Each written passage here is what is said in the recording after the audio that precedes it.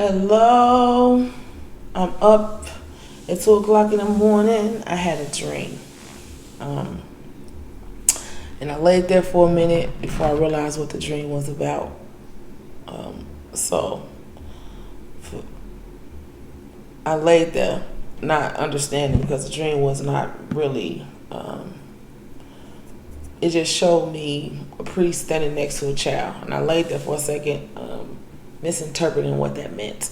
I read my dreams, stuff that come to me in my dreams. I read it and try to figure out what it's saying. So I laid there for a while and I'm like, why am I seeing a priest standing next to a kid with a smile on his face? I laid there and then, after I was woke up, I realized why. The age-old problem that, priests be molesting children, men or girls or boys.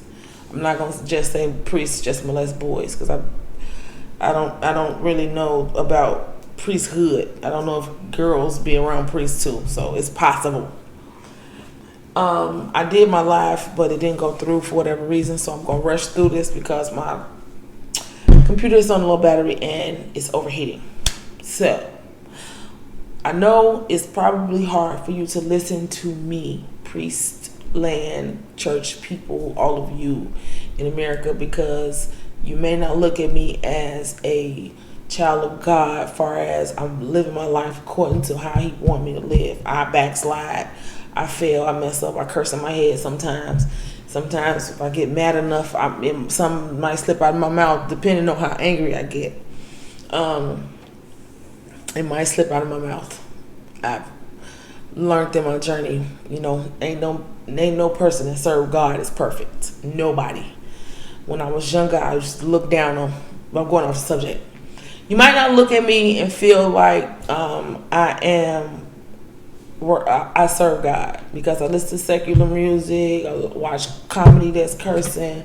I post some stuff on my social media page that cursing. I'm sorry. A lot of stuff be funny. A lot of stuff I don't post because of people's thoughts, and I do supposed to be representing God, and they say I'm supposed to look different than everybody else, but I watch a lot of stuff, and a lot of things that I watch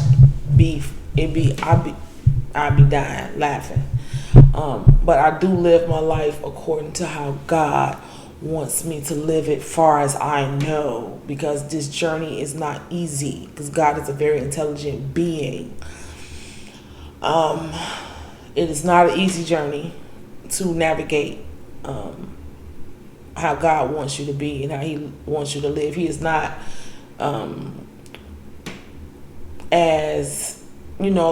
he's not prude. God has a sense of humor also. He watch everything you do. He watch you from the inside out, not the outside in. He knows how you feel, think, what your heart it really is on the inside. You can be talking to a person with a whole mask over your whole body, but He knows who you are on the inside, what you thinking, so how you feeling. That's why sometimes you can be talking to a person and you really don't know what they think, but God will make them do some stuff to show you who they really are on the inside and how they feel about you. So I've been on my abstinence journey. I said celibacy, but I wasn't trying to be a nun, even though I ended up being one. But in a way, that wasn't my intentions. My intentions was when I became celibate in 2008. When I stopped, because it took a minute, but to completely stop doing it because your body craves it. And my spiritual journey started in 2008. I've been serving God, praying to God and believing in God since I was little, but completely decided to just do right, don't backslide, and just try to follow God as best I could. Was in 2008. And I learned a lot in this journey about hormones and horniness, and you're trying to stop, and it made me think about how crackheads are and understanding them, why they relapse, and because your body is made that way. You become sexually aroused, especially when you become celibate. You abstinence from sex. You be real aroused because you are abstaining. So because you're abstaining from sex, I don't care if you're a virgin, your body still wants that. It still craves that. It still wants to release that sexual energy. But I became abstinent from sex because I felt that I was giving my energy to the wrong people, because I was ending in dead end relationship after dead end relationship. No matter how I tried to adjust, it still was ending wrong. It was ending badly. So I felt like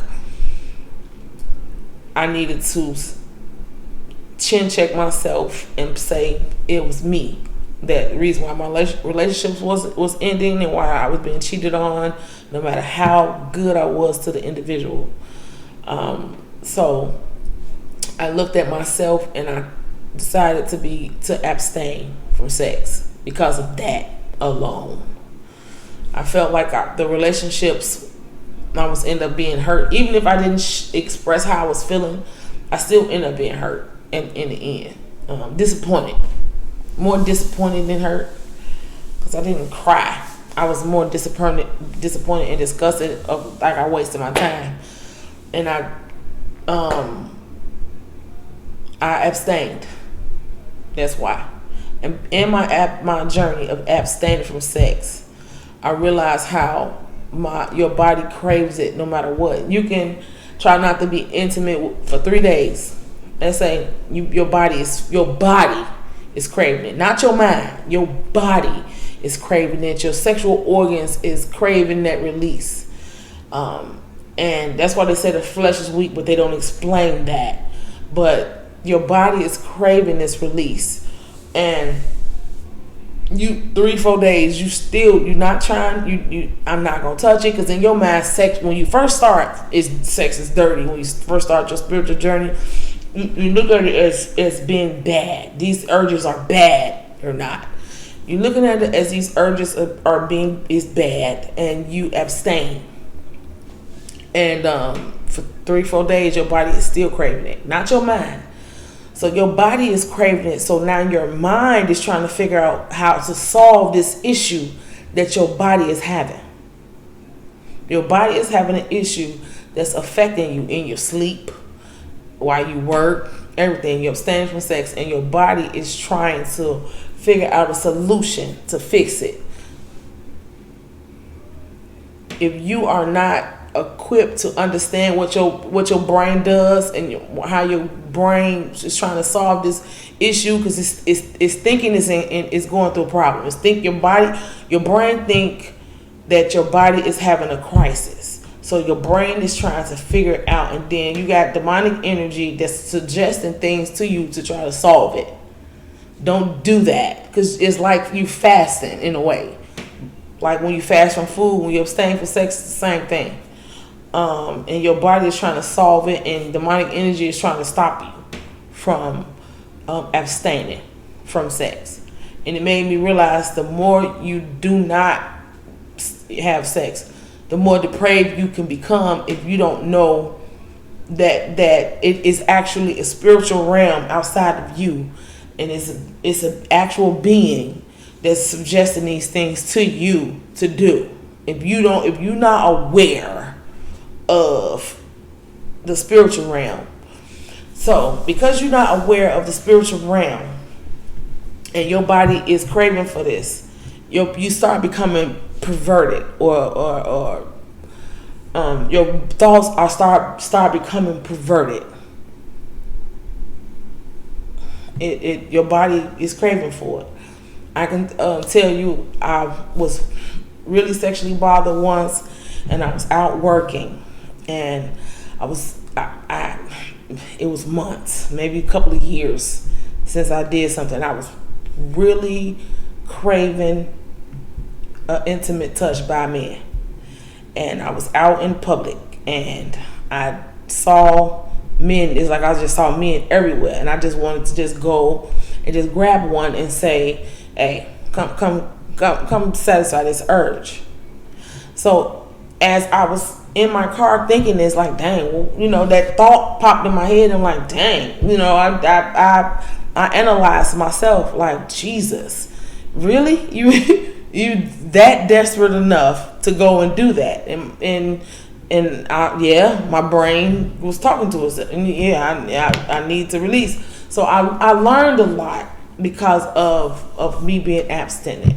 So 2015, a friend of mine came around that I used to date, and was suggesting things to me and saying all these woe is me lovely affirmations, and I thought the person was sincere, and I fell off my abstinent sobriety wagon in 2015.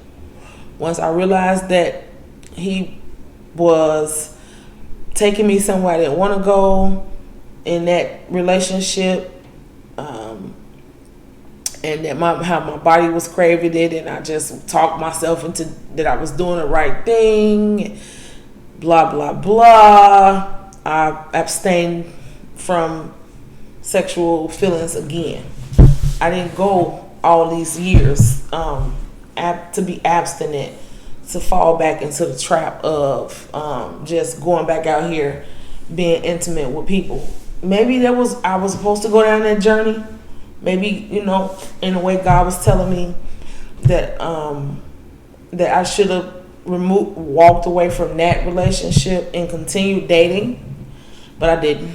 I abstained again and just completely stayed away from men because I was like,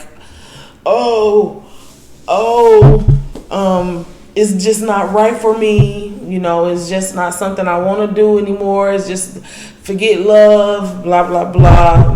Maybe I was ready to date again, but I didn't take it in that way mentally.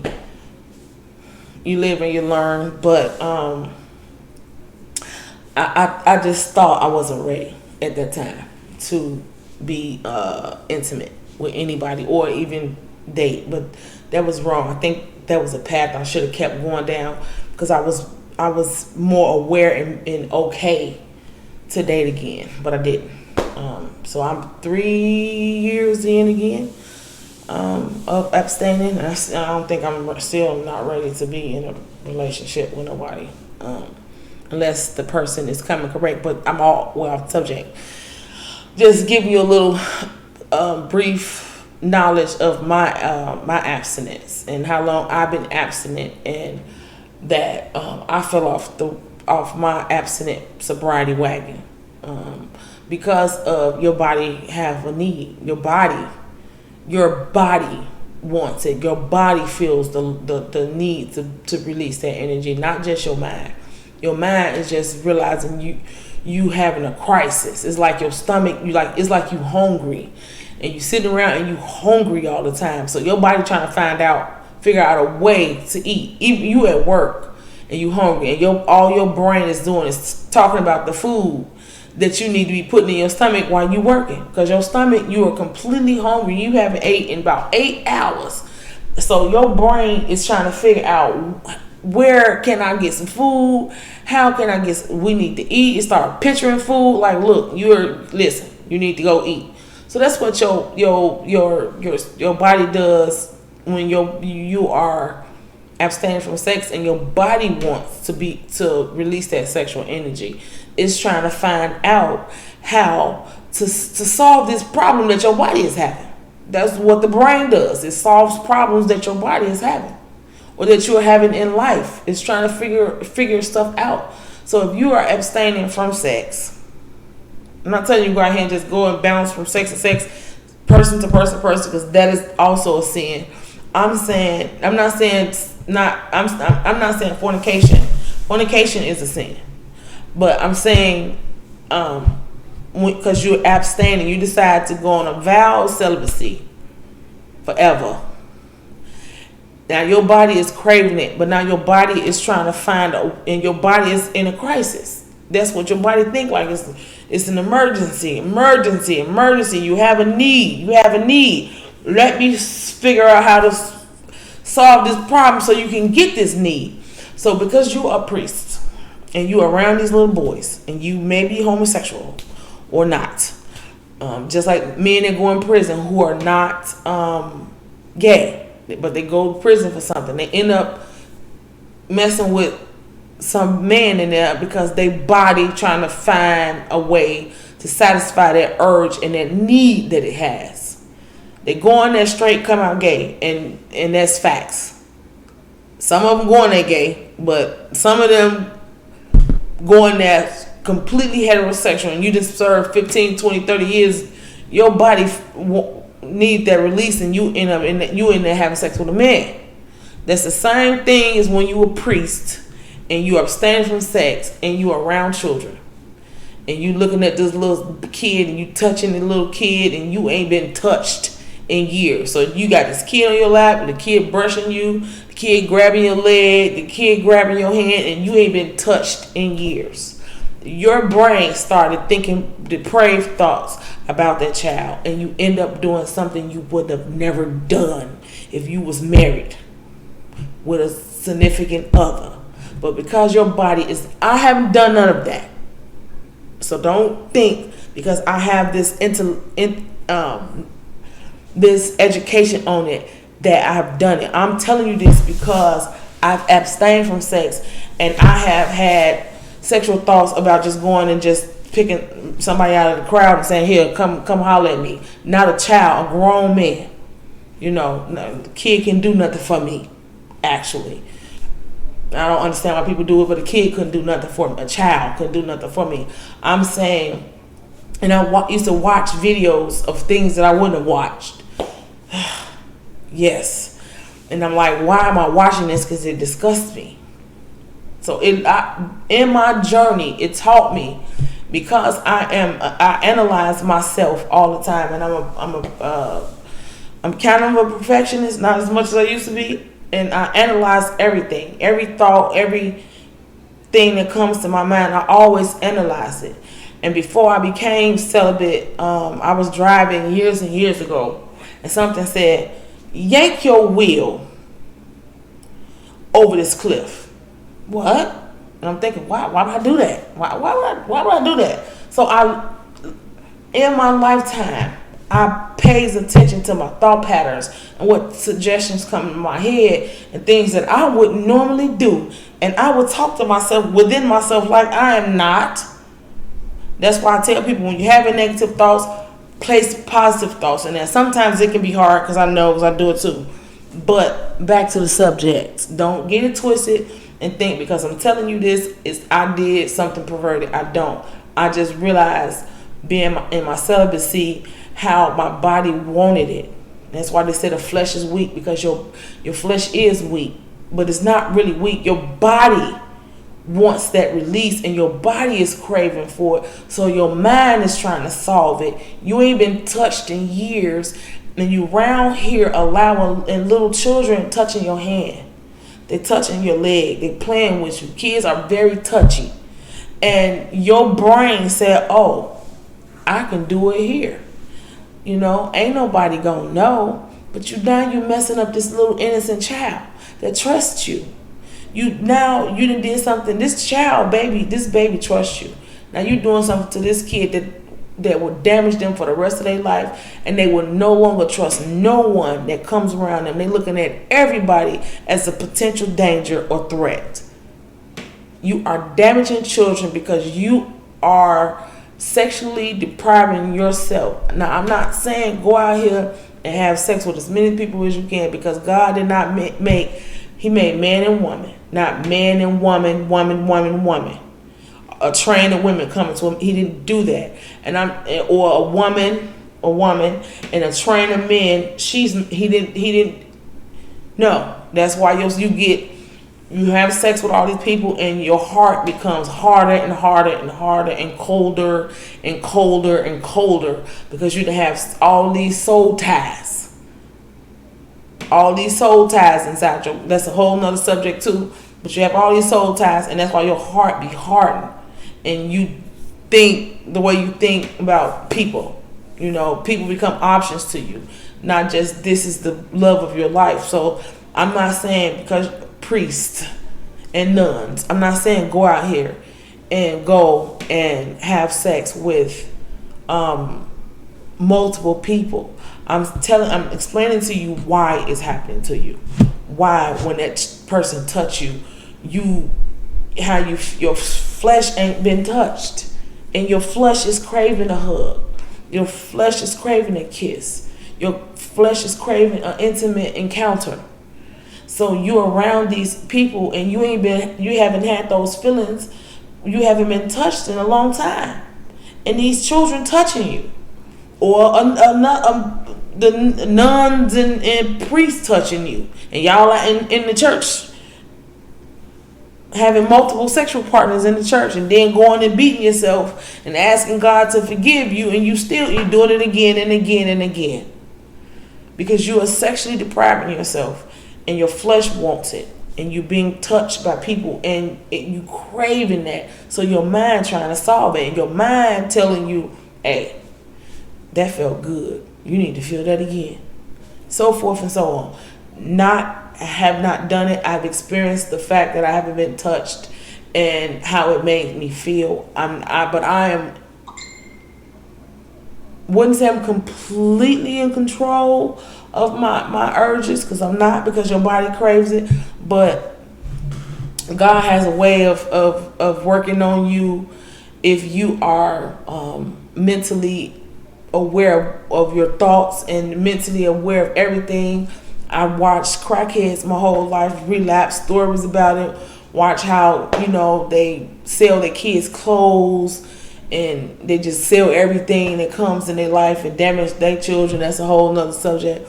But abstaining from sex is like a crackhead or crackhead or a heroin addict on a drug and trying to go cold turkey and trying to stop doing it.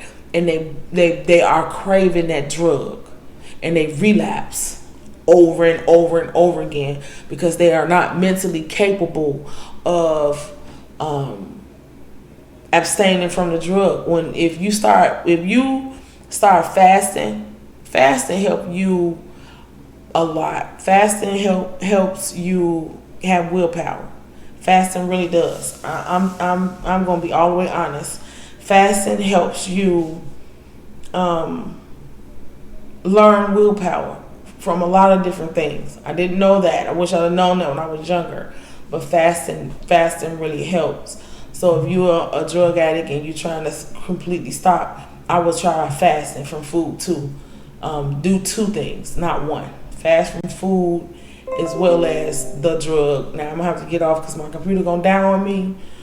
But I can talk about this for hours. I'm trying to help the priests who out here, or nuns, if y'all in the nunnery and y'all messing with each other, or if you messing with a kid. My dream was of a priest and a child. I saw the collar and a kid. The priest had a big smile on his face with a kid standing there. And I know y'all do touch children. And I think this was the message I was supposed to give. I can talk about a lot of different things. I ran my mouth for 23 minutes and 50 something seconds. I love people, and I just want to be the help I can, give any help I can. I am a child of God. I do serve him, even though I listen to secular music, even though I put content up of cursing and different things. There's a lot more worse stuff I be want to put up because it be factual stuff, but I don't, because you're supposed to look differently when you serve God, and you're supposed to represent him. So I try not to, I watch a lot of stuff, but I don't post a lot of stuff because of the I serve God. I am a child of God, and I love God, and I worship him every day. Even in my pain, even in my frustration, I still call on God even if I can't say a word. So I am a child of God, even though it may not look like it to you. God is not proved as people make it seem like you're supposed to not do this or do that. When you living for God, drinking and all that stuff, you don't supposed to. By the way, I had a glass of wine and I realized I won't do that again. I haven't drunk in a long time, and I became tipsy. It took me an hour or so to drink that glass because I was trying not to get tipsy, but I ended up getting tipsy anyway. So yes, I realized that's not, you have to live for God, to represent God, to show that you are different from others. That is factual. But everybody has their journey with God, and sometimes priests and ministers and pastors and bishop might need a lower level, a person who ain't as I'm lower level. I feel like it, even though I've been on this journey for a long time with God. I'm lower level, and sometimes God speaks through everybody. I'm not gonna ever put myself above anyone, ever, because ain't nobody perfect but God. Ain't nobody above nobody. God is above everybody. That's how I look at myself. I don't look at myself as being above no one. I am who I am. I am a child of God, and you can learn something from me just like I can learn something from you. Peace and love.